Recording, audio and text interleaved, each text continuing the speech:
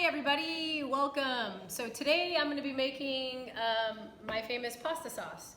So Wendy's showing you all of the fancy ingredients, and I'll kind of walk you through kind of the way I like to make it. All right, so you get 2 big cans of tomato sauce, doesn't matter what kind, and then I like to use the ones tomato strips in the puree with basil if you can find them, but you can use diced tomatoes, stewed tomatoes, whatever you want, okay? So, I like to start by opening all of these.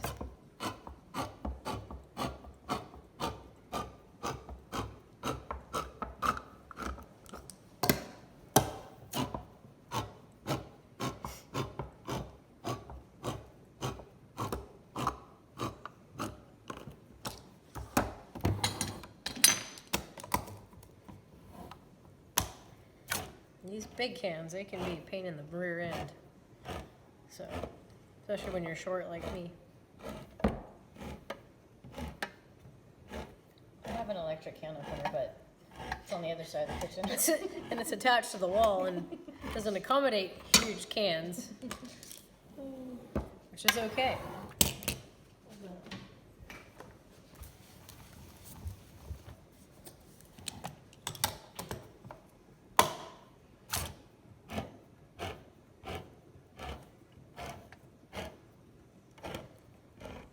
So this makes double batch?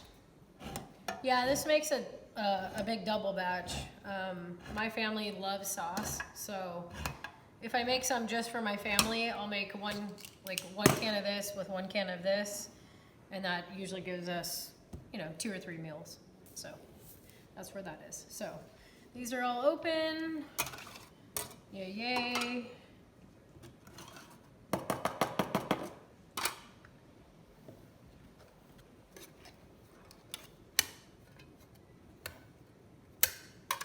That's awesome. Cooking, it's a little bit messy sometimes. All right.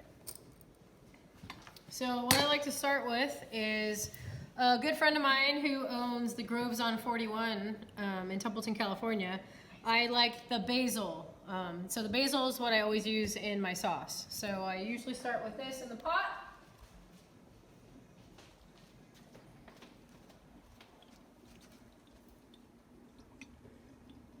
Beautiful, it smells like basil, it's amazing. And I use quite a bit because we're making a double batch. So, there we go there. Looks like about a half a cup. Something like that. 1/4 cup. And then I like to use like 472 cloves of garlic. Do you want to bring your pot over here? Yeah, that's what I'm gonna do. That's what I was saying. Here, should I put on this side? Is that better? There you go. I should use a smaller knife besides that one. Give it. All right, so like I said, I like to use 472 cloves of garlic. Not really. This is all fresh garlic from a friend of ours. And so I like to press it fresh as much as I can. It already smells good. It smells delicious.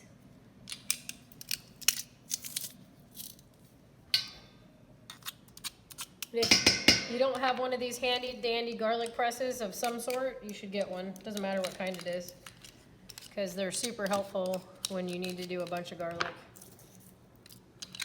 And you don't have to use fresh, but come on, fresh is best with whatever you're making. I agree.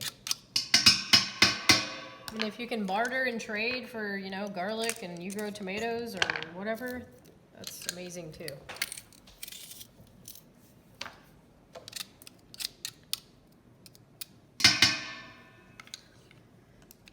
I guess I could have pressed this prior to doing the video.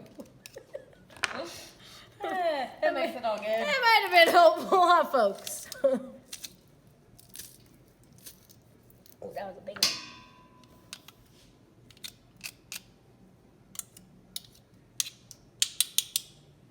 What do you think's better, chopped or pressed?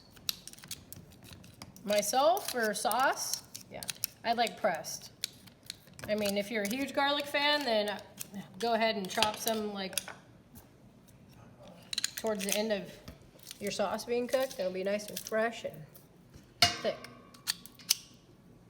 Yep, we're gonna need some more.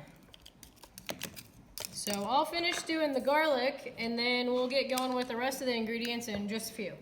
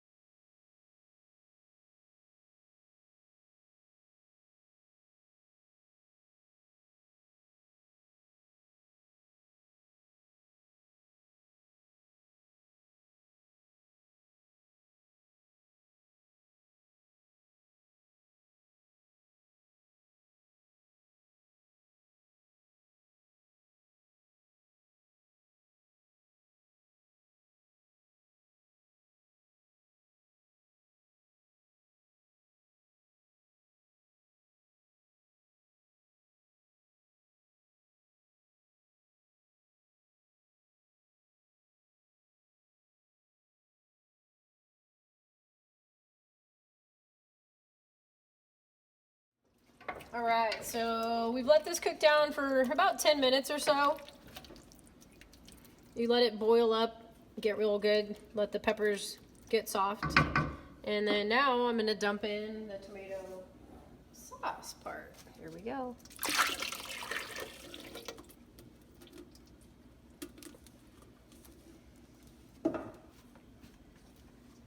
There's 1 and 2.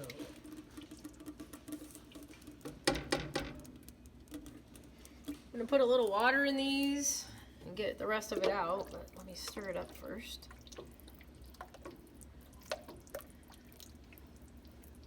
All right, let that cook.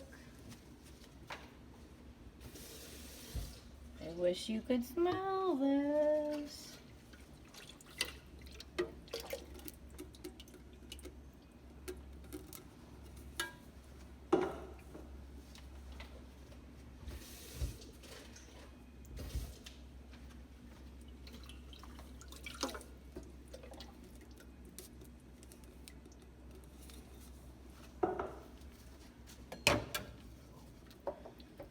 All right, so we got all that in there.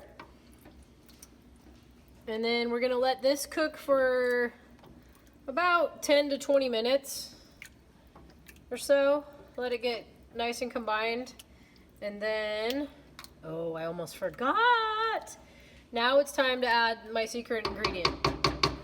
So you're gonna have to look up at me on this one. big surprise. My husband's grandmother taught me this little trick, and so she uses a pinch of aniseed. So it tastes a little bit like licorice, but you can't taste it in the sauce. So I'm gonna take a little pinch of that. Here it goes. And it's not a big pinch, y'all. It's a teeny tiny pinch. It's just a few seeds. You just grind them up real good and just throw them in there. You can use the mortar and pestle like I showed you before if you would like, but I just kind of do what she did because it is more sentimental than anything. And you just stir that in, so let that sit for about 15-20 or so, and then we'll immerse it and we'll go from there. So see you in a few. Okay, so I let this cook down, and I forgot to mention when you guys were looking at all the ingredients, I used 1.5 red bell peppers, and then I used all of the tiny ones. So I just wanted to mention that. And then I added a little more cayenne and a little more white pepper. So now I'm going to use my Cuisinart immersion blender, which is one of my favorite things to use. So This is where it gets messy. Well, it can get messy.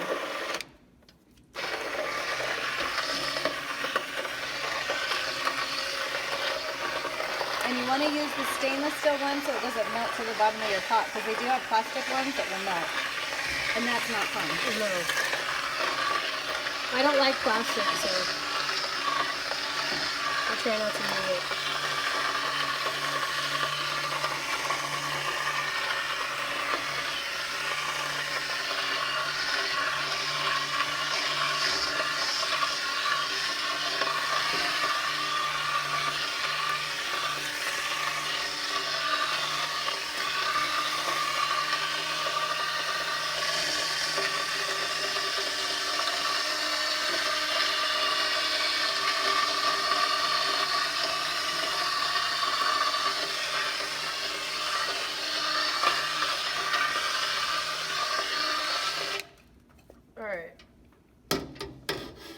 Get my spoon, stir this up a little bit. It's looking pretty good. I'm gonna do a little bit more, and we'll taste it.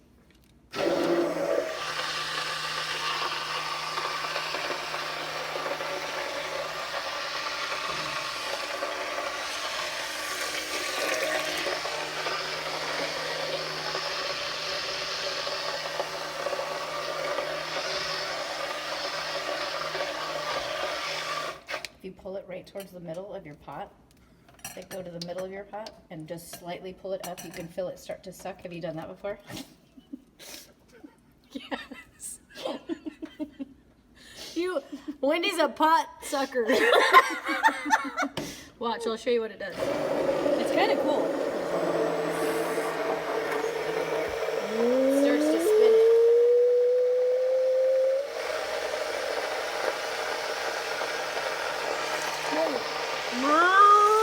like a boat. Okay, that's enough playing for one day. All right, y'all. So we're gonna take this out. Put that over here. And then I'm gonna give it a taste.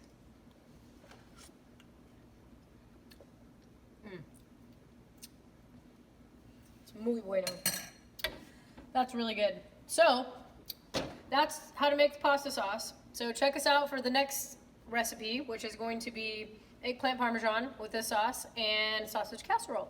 So thanks for checking us out. Make it a gorgeous day. Make it a good one.